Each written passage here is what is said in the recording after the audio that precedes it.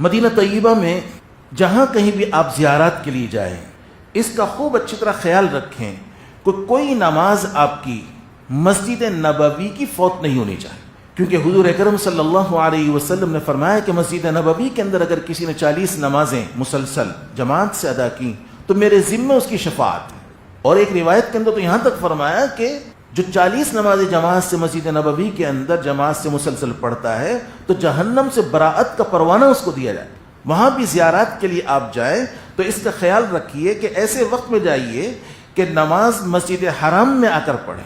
حدیث میں فرمایا کہ جس نے مسجد حرام کے اندر ایک نماز پڑھی اس کا اجر و ثواب 1,00,000 نمازوں کے برابر ہے، اور مسجد نبوی میں ایک نماز کا ثواب 50,000 نمازوں کے برابر ہے۔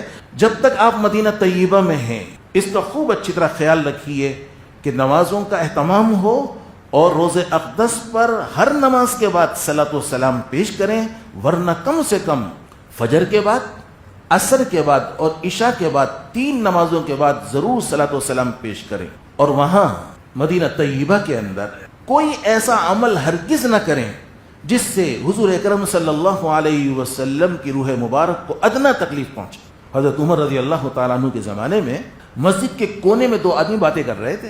حضرت عمر نے ان کو بلایا اور پوچھا تم کہاں کے رہنے والے ہو؟ انہوں نے بتایا کہ ہم طائف کے رہنے والے ہیں۔ حضرت عمر نے فرمایا کہ اگر تم مدینہ کے رہنے والے ہوتے تمہیں بدترین سزا دیتا، تمہیں اس بات کا احساس نہیں کہ حضور اکرم صلی اللہ علیہ وسلم یہاں آرام فرما رہے ہو، تم زور زور سے باتیں کر رہے ہو؟ تو معلوم یہ چلتا ہے کہ وہاں زور سے بات کرنا یہ روح نبوی کے لیے تکلیف کا سبب بن جاتا ہے۔ تو اس واسطے وہاں غیبت کرنا یا وہاں کسی پر تبصرے کرنا، وہاں کی چیزوں کے بارے میں کچھ باتیں کرنا، تو اس واسطے وہاں کوئی گناہ کا عمل ہرگز نہیں ہونا چاہیے۔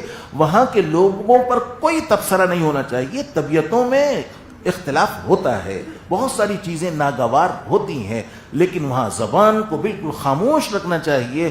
اور وہ اللہ نے ان حضرات کو وہاں کی خدمت کے لیے چنا ہے، منتخب کیا ہے، تو اس واسطے ان کا احترام کیجئے۔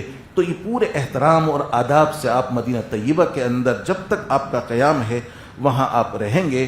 جس دن آپ کی واپسی ہے، اگر آپ حج سے پہلے گئے ہیں تو آپ وہاں سے مکہ مکرمہ واپس آئیں گے۔ اگر آپ حج کے بعد گئے ہیں تو آپ وہاں آ کر جس دن آپ کی واپسی ہے اس دن آ کر آپ مسجد نبوی میں 2 رکعتیں پڑھیں، اور اس کے بعد روز اقدس پر صلاۃ و سلام پیش کریں، اور روزے پر آخری نگاہ ڈالتے ہوئے اس تصور کے ساتھ کہ اللہ اس حاضری کو آخری حاضری نہ بنا، بار بار یہاں کی حاضری کی توفیق عطا فرما، آپ روانہ ہو جائیے۔ آپ کا اس طرح وہاں کی حاضری اور حج کا عمل مکمل ہوا۔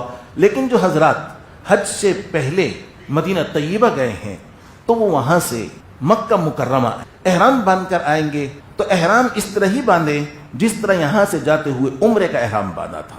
اپنی قیام گاہ سے غسل وغیرہ کر کے عمرے کا احرام جس طرح باندھا تھا اس طرح احرام باندھ کر بیر علی وہاں کا میقات ہے، تو وہاں آپ چاہے تو وہاں سے احرام باندھ لیں، چاہے اپنی قیام گاہ سے احرام باندھ کر نیت کر کے عمرے کے احرام کی آپ روانہ ہوں، اور مکہ مکرمہ پہنچنے کے بعد عمرہ ادا کریں۔ اور عمرے کے وہی 3 کام آپ نے کرنے ہیں: بیت اللہ کا طواف، صفا مروہ کی سعی، اس کے بعد سر کے بال منڈوا دیجئے، تو یہ آپ کا دوسرا عمرہ ہو جائے گا۔ لیکن میں نے بھی پہلے بھی عرض کیا تھا کہ ہرگز کوئی شخص یہ خیال نہ کرے کہ سر پر بال نہیں ہیں۔